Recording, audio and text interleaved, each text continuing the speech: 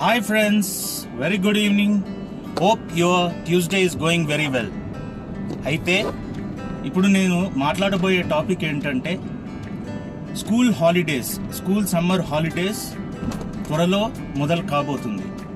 అయితే చాలా మటుకు పిల్లలను తీసుకొని ఎక్కడికి వెళ్ళాలి, ఎంత బడ్జెట్ అనేది మనం కేటాయించుకోవాలి, ఈ సమ్మర్ హాలిడేస్ తమ పిల్లలని ఎలా సంతోషపెట్టాలి అనే ఆలోచనలో చాలా మటుకు పేరెంట్స్ ఉంటారు. అయితే పాపం మధ్యతరగతి కుటుంబాలు కాబట్టి మనసులో మటుకు పిల్లలని బాగా ఉత్సాహంగా ఎంజాయ్ చేపియాలి అనే తపన ఉన్నా కూడా బ్యాంక్ అకౌంట్లో డబ్బులు లేక ఇబ్బంది పాలయ్యి క్రెడిట్ కార్డులు స్వైప్ చేసి ఎంతో కాస్త ఎంజాయ్మెంట్ చేపిద్దాము అనే తపనలో చాలామంది ఉంటారు. మీరు చేస్తుంది 100% తప్పు అని ఎవరు అనలేరు, ఎందుకంటే మీరు చేసేది మంచి పని.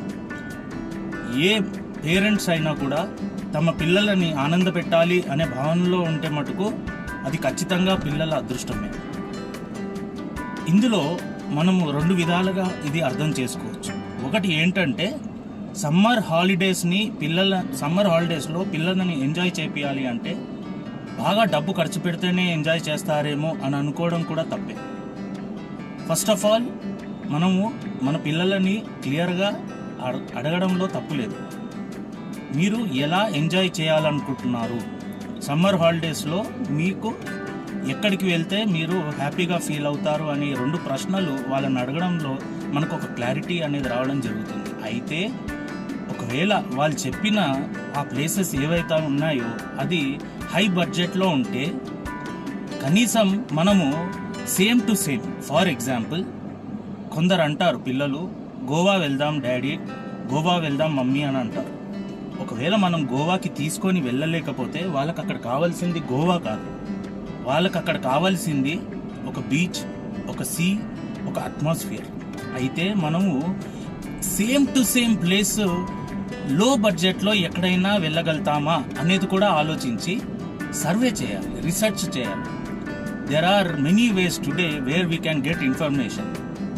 Number 1, Google searchలో మనం టైప్ చేసి లో బడ్జెట్లో బీచ్ ఎక్స్పీరియన్స్ ఎంజాయ్ చేపియాలి పిల్లలని ఎక్కడైతే బెస్ట్ అనే ఒక క్వశ్చన్ మీరు గూగుల్ సెర్చ్లో సెర్చ్ చేస్తే క్లియర్గా మనకు ఇన్ఫర్మేషన్ అంతా వచ్చేస్తుంది. సో ఇలా మనము ఆల్టర్నేటివ్స్ అనేది కూడా ఆలోచించుకొని ఎంతైతే అంత మనం పిల్లలని వాళ్ళకి ఇష్టమైన ఆ ప్లేసెస్ తీసుకొని వెళ్ళలేకపోయినా కూడా అట్లీస్ట్ రెప్లికా అంటారు, అంటే సేమ్ టు సేమ్.